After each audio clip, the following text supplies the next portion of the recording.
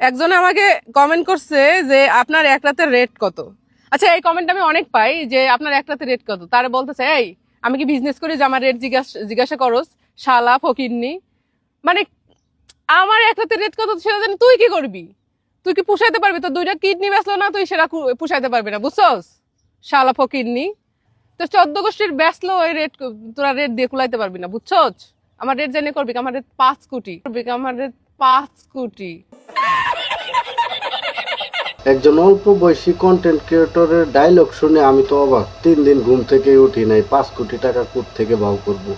বাবারে বাবা, তার এক রাতের কি ডিমান্ড বলা যায়। উফ, 5 কোটি টাকা যদি আমার হইতো, আহ তার কি অবস্থা, তার কি শরীর, বডি, দেহ। ইস রে, তার মতো একজন কন্টেন্ট ক্রিয়েটরের মুখে কি এইসব কথা মানায়? হ্যাঁ, আপনারা বলেন তো। বলে কার কি মন্তব্য আছে কমেন্টে বলে যান তো দেখি।